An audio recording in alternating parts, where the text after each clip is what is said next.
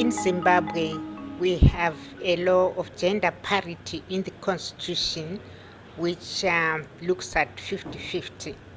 Although this has been difficult to achieve in as far as elections are concerned, we're now working in a manner that our political parties must make sure that in the next election they have that law.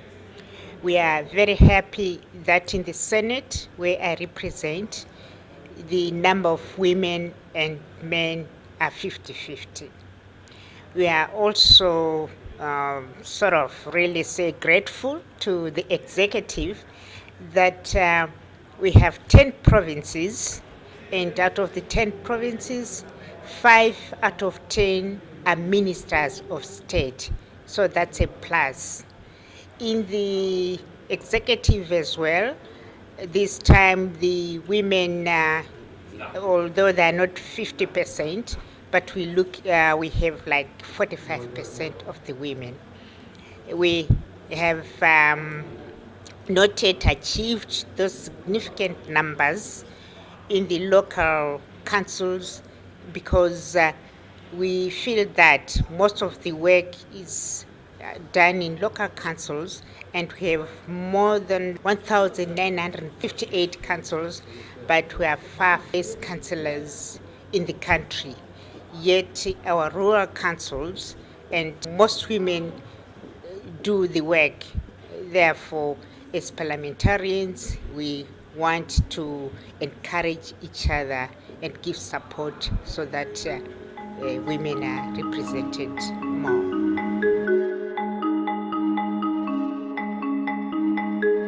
In Zimbabwe, we have the first past the post system, so it's very, very difficult for women because firstly, they are not properly resourced. Finances are difficult to come by, and also there's sexual harassment when it comes to campaigning.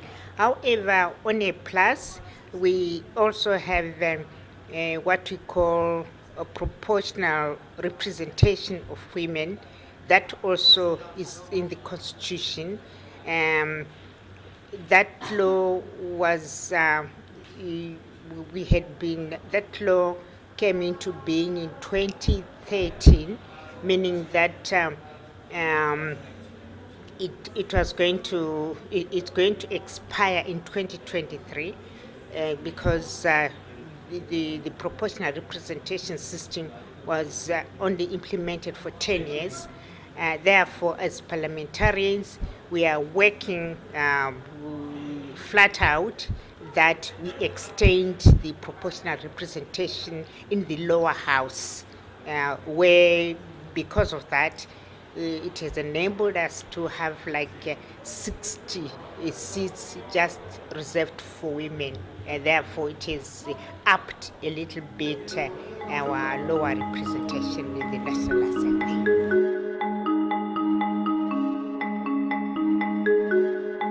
We now have law against child marriages because that was very rampant in Zimbabwe. At the moment, we are looking at the marriage bill, which is really controversial in that at the moment, women, the civil society was agitating for what they call that it was not proper to discriminate if a woman wanted not to have a non-registered marriage, that it should be looked at. So we are busy trying to educate women because it helps us in that 80%, roughly 80% of the women in Zimbabwe do not have registered marriages.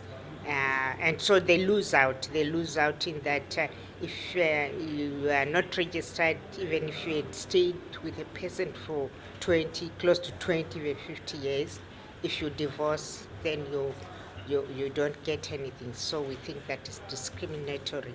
We also have passed very stringent laws when it comes to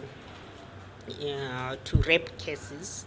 Those have been quite a bit on the higher side, and a law has been passed. I think it's, but it's quite severe now that has been passed. So we're trying very much to curb violence against women.